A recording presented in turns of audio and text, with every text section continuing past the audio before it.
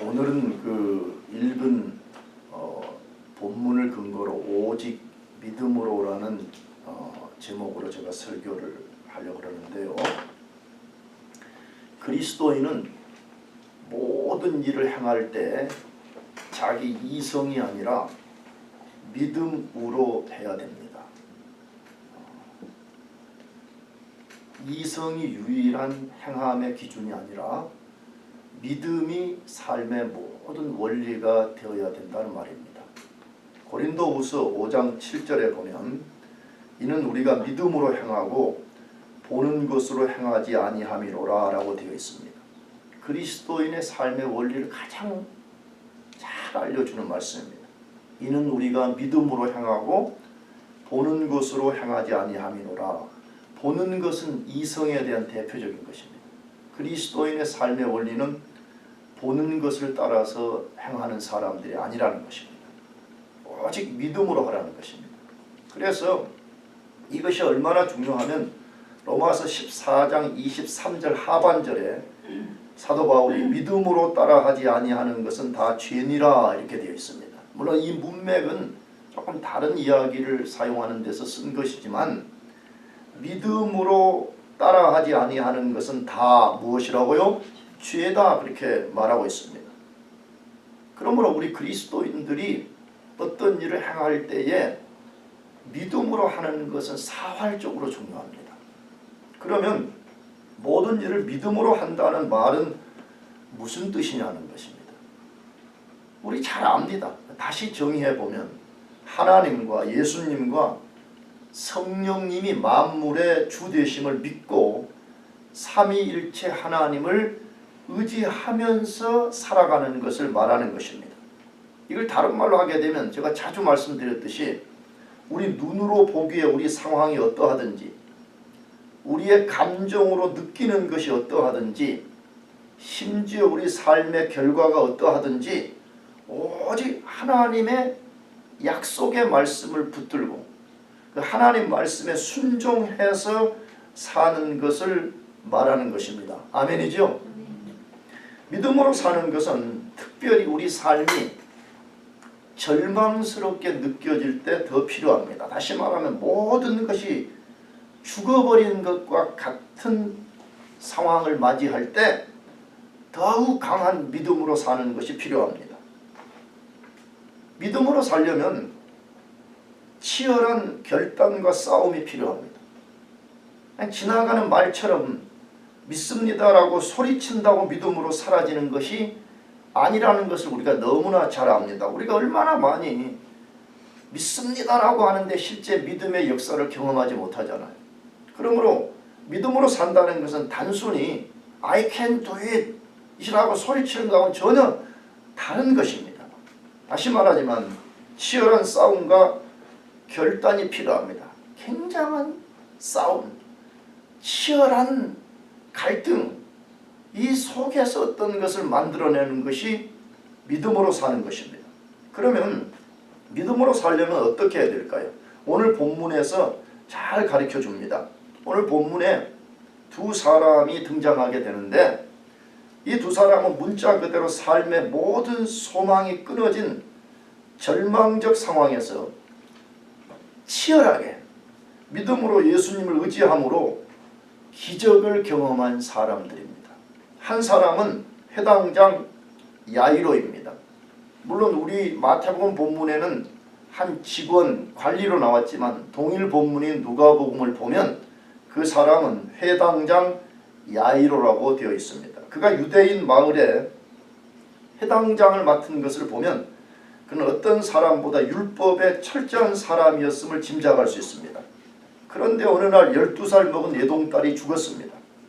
절망적 상황을 맞이했습니다. 뒤에서도 소개하겠지만 12살 먹은 외동딸이 죽었으니까 얼마나 슬프고 절망적이겠습니까? 그런데 그가 예수님을 믿음으로써 자기 딸이 살아나는 기적을 경험하게 되었습니다. 또 한 사람은 12년간 혈루증을 앓은 여인이었습니다. 이 병이 정확히 어떤 병인지는 모르지만 몸에서 나오는 피가 멈추지 않는 질병이었습니다. 동일한 사건을 소개하는 마가복음을 보면 이 여인은 이 질병을 고치기 위해서 많은 의사들을 만났다고 되어 있고 많은 고통을 당했고 많은 돈을 썼지만 고칠 수 없었다라고 되어 있습니다. 뭘 말씀하는 거죠? 절망 속에서 하루하루를 살고 있었습니다. 그런데 어느 날 예수님의 겉옷자락을 만져서 고침을 받았더라 그렇게 되어 있습니다. 그러면서 이 사건을 통해서 믿음으로 산다는 것은 도대체 뭘 말하느냐, 이걸 우리들에게 말씀하는 것입니다. 다른 말로 하면 믿음으로 살려면 어떻게 해야 되냐는 거예요. 우리가 치열하게 믿음으로 살아야 된다고 강조를 하고 있는데 믿음으로 살려면 도대체 뭐가 필요하냐는 거예요. 첫 번째로 예수님만 유일한 소망의 대상으로 삼아야 됩니다. 누구만을요? 예수님만을 유일한 소망의 대상으로 삼아야 됩니다. 이 말을 이렇게 하고 싶어요. 만약 어떤 사람이 믿음으로 진짜 살고 싶다 그러면 자기 유일한 소망의 대상을 바꾸어야 된다는 거예요. 누구로 바꿔야 된다는 거죠? 예수 그리스도만을 자기의 유일한 소망의 대상으로 삼아야 된다는 것입니다. 사람의 눈으로 볼 때 자연인인 한 사람이 예수님을 믿기 위해 그분 앞으로 나오는 것은 기적입니다. 아멘이죠? 그래서 이 세상에 제일 큰 기적은 엄밀하게 말하면 죽은 자가 살아나는 것도 아니에요. 병든 자가 고침받는 것도 아니에요. 자연인, 다시 말하면 엄마 뱃속에 태어나서 아담의 옛 본성을 가진 사람이 본어게인하여서 예수 믿는 거예요. 이게 가장 큰 기적인 것입니다. 그렇기 때문에 자연인인 한 사람이 예수님 앞으로 나와서 예수님을 믿는 일은 결코 쉬운 일이 아닙니다. 예수님 앞으로 나오는데 가장 큰 걸림돌이 하나 있습니다. 자연인이. 그것이 자기의 유일한 소망의 대상을 바꾸는 것입니다. 모든 사람들은 각자가 유일한 소망으로 삼는 것이 있습니다. 예를 들면 자랑하는 것, 의지하는 것, 이게 다 자기의 유일한 소망이잖아요. 그런데 예수님을 믿는 믿음을 가지려면 그 소망의 유일한 대상을 예수님께만 두어야 됩니다. 아멘이죠? 예수님께만 두어야 됩니다. 이 말은 마태복음 용어로 하면, 다시 말하면 지난주에 다루었던 본문의 용어로 하면 새 포도주는 어디에 담으라고요? 새 부대에 담으라는 것입니다. 소망의 대상을, 유일한 소망의 대상을 바꾸라는 것은 이제 새술은 새 부대에 담으라는 이야기입니다. 사람들이 많이 쓰는 용어로 하면 인생의 패러다임을 바꾸라는 것입니다. 인생의 패러다임을 바꾸지 않으면 절대로 예수님을 자신의 구주로 믿고 의지할 수 없다는 것입니다. 또 다른 말로 하면 세계관을 바꾸라는 말입니다. 굉장히 중요한 말이죠. 예수님을 믿어 구원받는다는 말은 세계관이 바뀐다는 말이거든요. 자신이 의지했던 자기 신념과 전통을 내려놓으라는 것입니다. 이게 우리 자신에게 깊은 적용은 심지어 자존심까지 다 내려놓고 포기하라는 것입니다. 그래서 한 사람이 예수님 앞으로 나와서 예수님을 믿는 것이 쉽지가 않은 것입니다. 좀처럼 예수 앞으로 나오지 않으려는 이유가 바로 이런 것들을 바꾸라고 하기 때문에 사람들이 싫어하는 것입니다. 그러면 어떻게 예수님께 나아가는 일이 가능할까요? 본문에 소개된 야이로가 어떻게 예수님께 나왔는지를 통해서 우리가 그것을 잘 배울 수가 있습니다. 야이로는 앞에서도 말씀드렸지만 마태복음 본문에서는 한 관리라고 되어 있지만 누가복음에서는 회당장이라고 되어 있습니다. 여러분, 이 말은 굉장한 것을 암시합니다. 뭐냐 하면 야이로는 예수님께 쉽게 나올 수 없는 위치에 있었다는 것입니다. 왜? 자기 마을에 뭐라고요? 회당장이었기 때문에 그렇습니다. 그 말은 야이로는 그 마을에서 율법의 최고 신봉자였다는 뜻입니다. 율법의 최고로 열심을 낸 사람이었다는 것입니다.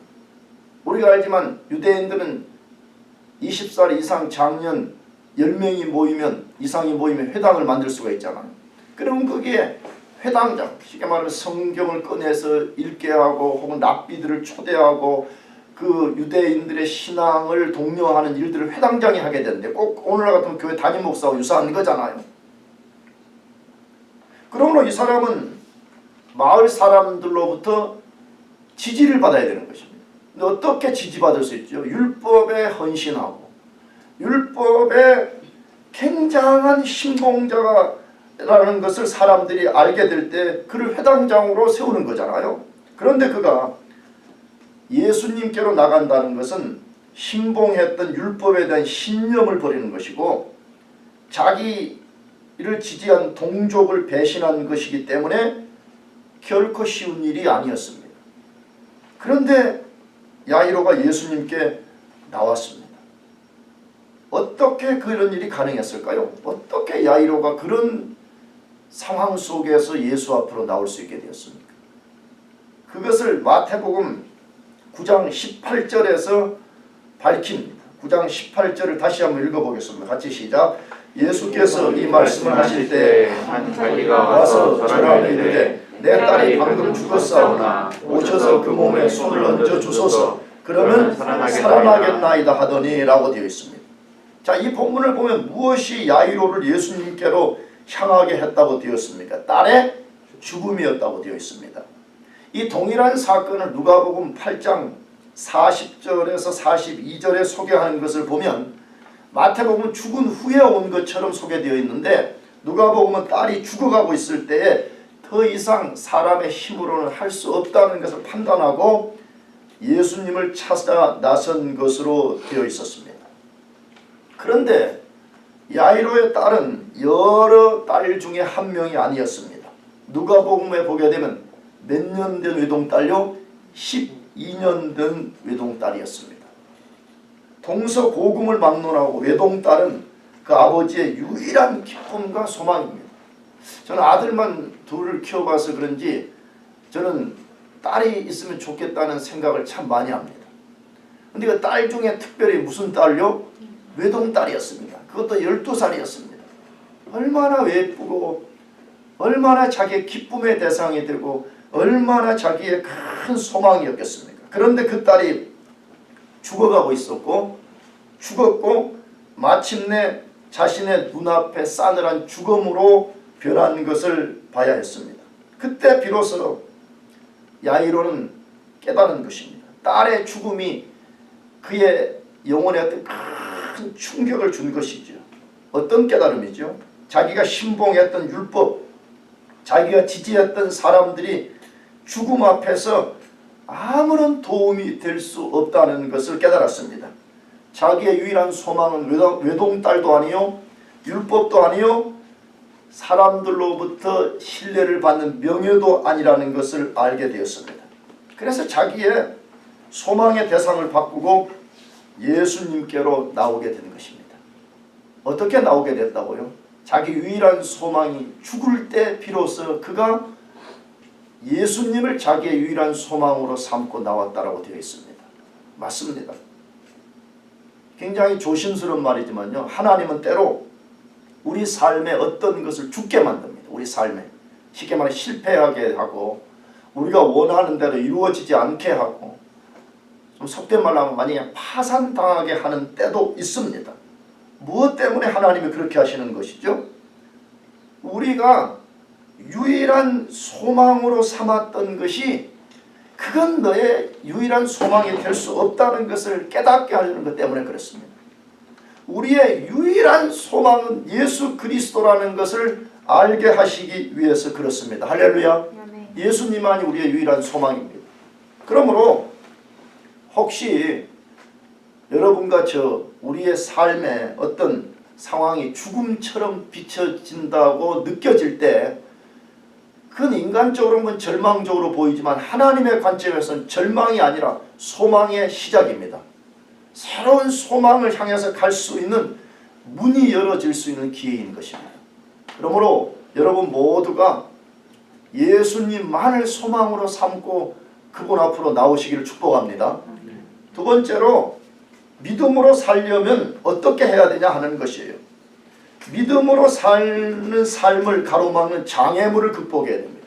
내가 믿음으로 살겠다고 결단하고 나가면 반드시 장애물이 나타나게 되는데 이 장애물을 뛰어넘을 수 있어야 된다는 거예요. 끝까지 장애물을 극복할 때만이 믿음으로 살 수 있다 하는 것입니다.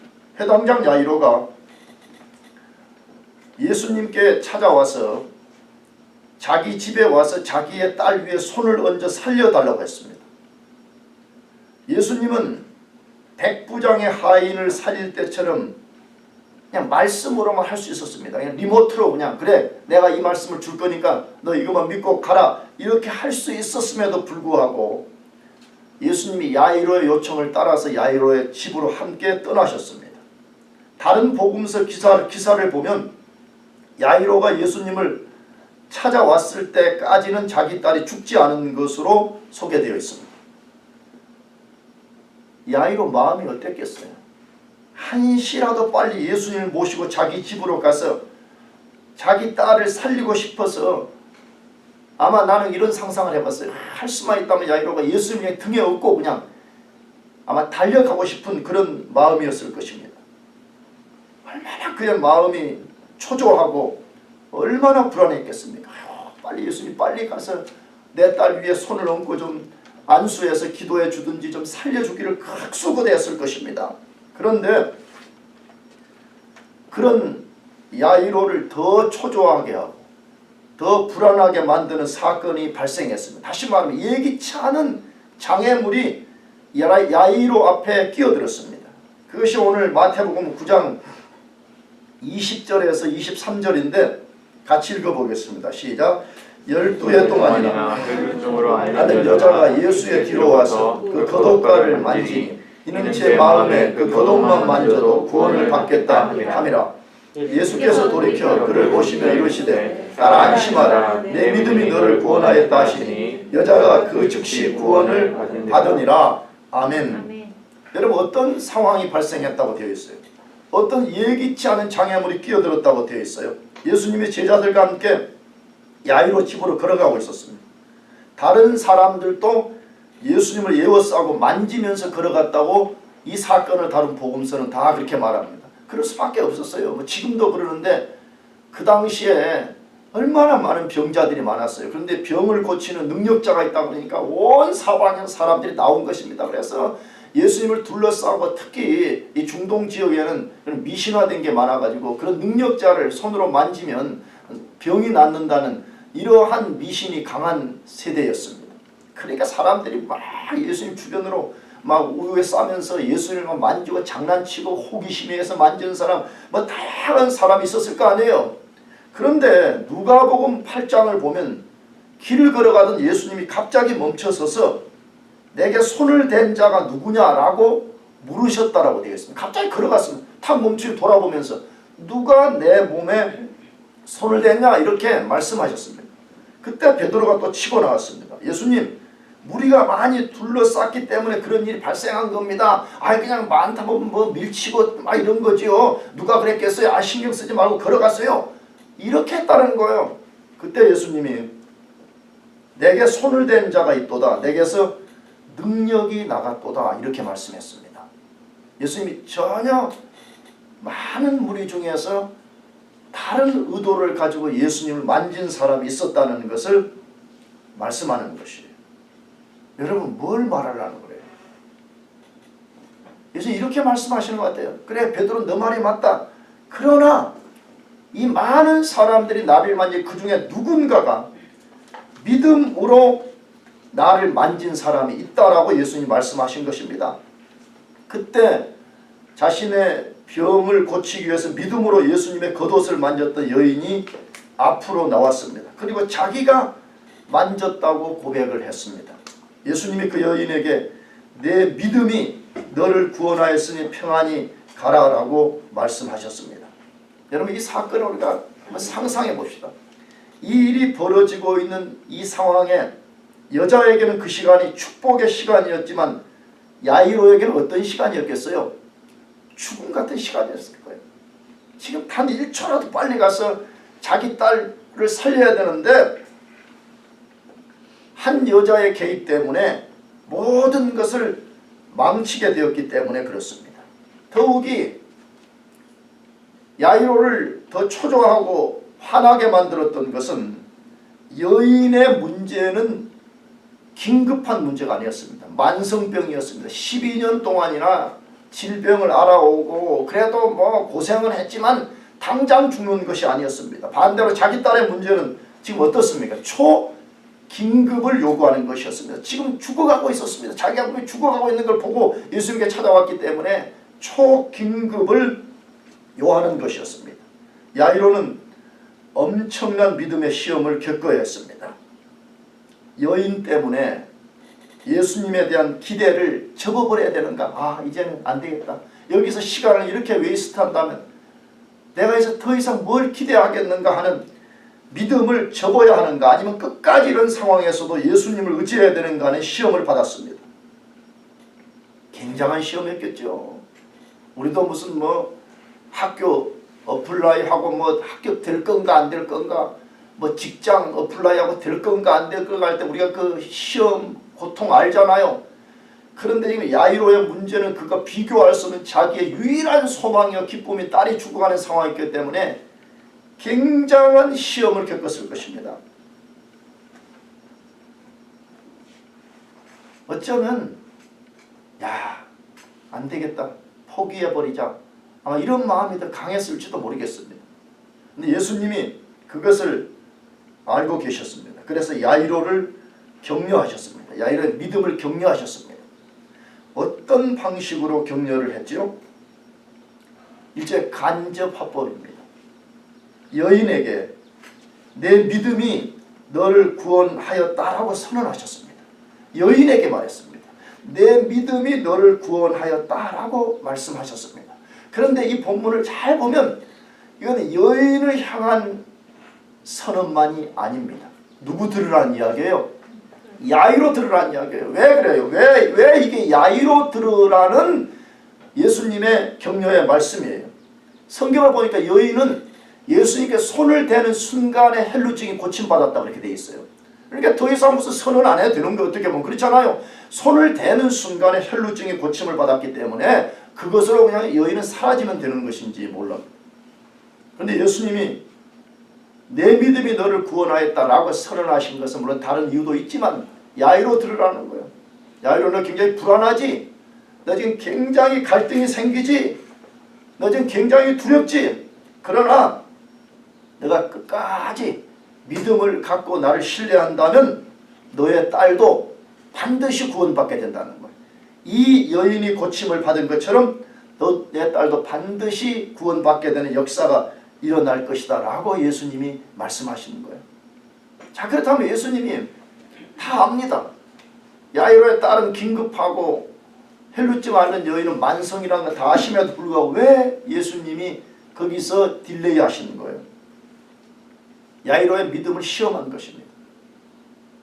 성경을 보세요. 모든 믿음은 반드시 시험을 만나게 됩니다. 시험을 겪지 않는 믿음은 내가 볼 때는 거짓 믿음이에요. 참 믿음이 만들어지려면 반드시 시험을 통과해야 됩니다. 아멘. 그러므로 여러분과 우리가 어떤 것을 믿음으로 행할 때 혹시 시험을 만나게 될 때 예수님을 믿고 신뢰하는 것을 포기해서는 안 됩니다. 끝까지 믿어야 됩니다. 아멘. 끝까지 그 시험을 끝까지 견뎌내야만이 죽은 자를 살리시고 인간 최후의 원수인 죽음을 정복하신 예수님이 우리 삶의 문제를 해결하는 기적을 경험하게 되는 것입니다. 마지막 세 번째로 믿음으로 살려면 어떻게 해야 되느냐 하는 것이에요. 끝까지 예수님과 그분의 말씀을 의지해야 됩니다. 언제까지라고요? 끝까지 예수님과 그분의 말씀을 의지해야 됩니다. 다시 말하면 믿음으로 사는 걸 포기하라고 수많은 시험이 우리를 공격하는 그때에도 우리가 끝까지 예수님과 그분의 말씀을 의지해야 됩니다. 야이로는 우리가 생각하는 것 이상으로 여러 가지 혹독한 시험을 통과한 후에 예수님이 자기 딸을 살려주시는 것을 경험하게 되었습니다. 야이로는 자기가 가는 길에 생각지도 못했던 혈루증 앓는 여인이 끼어든 일로만 시험을 받은 것이 아니었습니다. 이것도 굉장한 시험이었죠. 그런데 누가복음 8장 49절을 보면 예수님이 여인과 대화하는 중에 야이로 집에서 온 사람이 야이로에게 와서 말했습니다. 당신의 딸이 죽었나이다. 선생을 더 괴롭게 마소서 라고 전가를 해줬습니다. 아직 지금 예수님이 집에 가기도 전에 여인 문제 때문에 쉽게 말하면 옥신각신하고 있는 그때에 야이로 집에 어떤 심부름꾼 하나가 와가지고 말한 거지요. 회당장님, 당신의 딸이 뭐 했습니다? 죽었습니다. 예, 더 이상 그 예수하고 옥신각신하지 마세요. 이렇게 말한 거죠. 우리말로 하면 뭐죠? 모든 것이 끝났습니다. 더 이상 이거 가지고 미련 남기지 말고 받아들이십시오. 모든 것이 끝났습니다. 받아들이십시오. 그렇게 말하는 거죠. 여러분, 야이로가 그 말을 듣는 순간에 그의 심정이 어땠겠어요? 예수님을 향한 믿음이 한순간에 와르르르 무너지는 것 같은 느낌을 가졌을 것입니다. 저는 이런 생각해봤습니다. 만일 야이로 혼자 힘으로 믿음을 유지하는 것이었다면 야이로는 절대로 믿음을 유지하지 못했을 것이라고 저는 생각합니다. 그 근거가 뭐냐? 이 일이 벌어지자마자 누가복음 8장 50절을 보면 예수님이 야이로의 연약함을 아시고 야이로를 다시 한 번 더 격려했습니다. 뭐라고? 두려워 말고 믿기만 하라. 그리하면 딸이 구원을 얻으리라 라고 말씀했습니다. 할렐루야. 네. 여러분, 믿음은 우리 힘으로 지탱하는 거 아닙니다. 예수님이 붙잡아 주기 때문에 가능한 것입니다. 할렐루야. 예수님 정확하게 알고 계신 거예요. 야이로 힘으로는 지금 그 상황을 이길 수 없다는 걸 아셨기 때문에 예수님이 야이로를 격려하는, 이제 직접적으로 격려하는 거예요. 앞에는 여인을 통해서 했는데 이번에는 직접적으로 믿기만 하라. 그리하면 내 딸이 구원받을 것이다. 두려워하지 말고 믿기만 하라. 할렐루야. 그렇게 합시다. 우리 삶이 아무리 어려워도 우리가 두려움을 떨치고 강하고 담대한 믿음으로 예수님을 의지합시다. 아멘. 그러면 우리가 그 믿음으로 살게 된다는 것이에요. 예수님이 야이로에게 두려워 말고 믿기만 하라라고 하신 그 말씀은 우리의 무엇을 요구하는 것이에요? 사람이 하는 말에 놀라지 말고 사람이 너에게 뭐라고 하느냐 이것에 너무 신경 쓰지 말라는 거예요. 끝까지 나를 바라보라 이 말이 있잖아요. 딸을 고쳐주겠다고 뜻을 정하고 길을 나선 전능하신 예수님을 끝까지 의지하라는 것입니다. 마태복음은 뭐 지금 계속 우리들에게 말해요. 8장에서 9장, 8장 9장 지금까지 우리가 다루었지만 예수님은 귀신을 내어쫓고 병든 자를 고치고 풍랑이는 바다를 잠잠하게 하고 열병을 고치시고 쉽게 말하면 능치 못하심이 없으신 분인 것을 소개하는 거잖아요. 앞에도 말씀드렸지만 인간 최후의 원수인 죽음까지도 정복하시는 분이잖아요. 근데 그분이 한번 뜻을 정했다면 그분은 무슨 시간이 많이 지연되거나 혹은 공간적인 갭이 있거나 개의치 않고 자신의 뜻을 이루시는 분이라는 거예요.